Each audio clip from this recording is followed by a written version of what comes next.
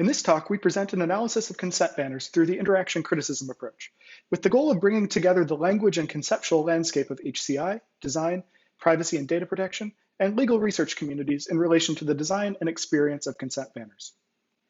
The language of dark patterns is increasingly used to argue across many domains of interest, including legal and design perspectives, pointing towards the limitations of policy and the need to engage in transdisciplinary scholarship across disciplinary boundaries. This paper was written over a period of almost 9 months by a research team with expertise in design, EU data protection law, and web privacy measurement, using dark patterns as a connecting framework to bridge our disciplinary expertise. We sought to find a common ground while also seeking to inform disciplinary advances in each of our respective areas. Building on our diverse disciplinary expertise, we reviewed recordings from over 50 sites and extensively analyzed the design and users' means of interaction with the consent banners on these websites, building a consent task flow with 4 stages alongside use of Bardzell's interaction criticism approach. We used interaction criticism to explore the contributions of design scholarship, legal jurisprudence, and discussions of ethics and values from both academic and practitioner perspectives. We iteratively and reflexively built out an argument from each of 4 perspectives, seeking to identify salient design principles, potential social expectations or means of describing intent, and legal or policy guidance through which the consent design choices could be framed.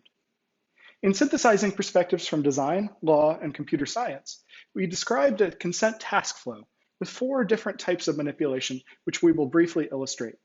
In the paper, we align these manipulative experiences alongside consent requirements and dark pattern strategies to illustrate tensions and opportunities in relation to law, design, user experience, and social impact. A consent wall takes the form of a dialogue or popover displayed on part of a page, but may also completely block the page, preventing any action by the user until a choice has been made. This design choice allows a user to select between acceptance and refusal. However, the concrete use of the website is blocked until a choice has been made.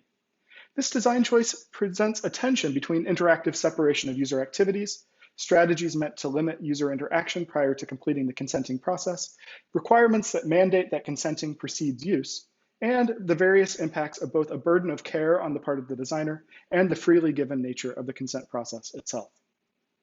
A tracking wall is an instance of a consent wall, blocking access to the website until the user makes their choice and giving the user only one option, to consent and accept any terms offered by the site, without any potential to refuse. Similar to the consent wall, this design choice increases the tension between interactive separation of user activities and the requirement to allow the user to freely give their consent.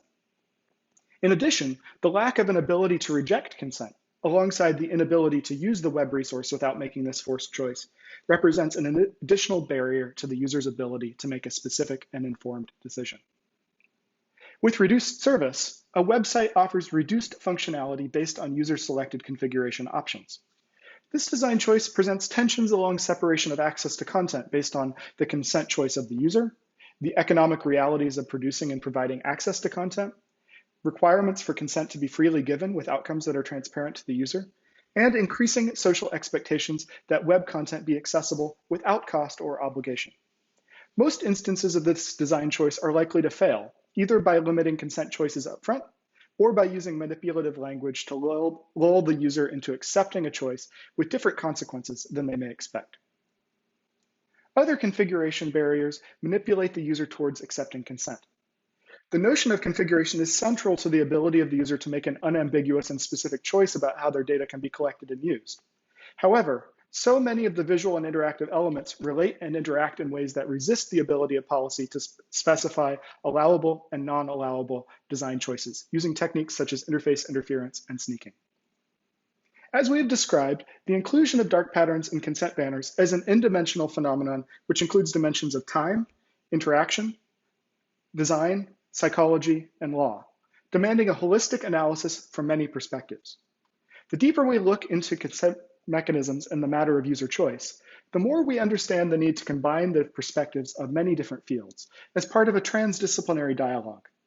In particular, we provide an initial framing for bidirectional design and legal argumentation, evaluating and interrogating designed experiences using the language of law and policy, while also using a user experience or user interface as a means of addressing gaps or opportunities for more precision in existing legal or policy frameworks.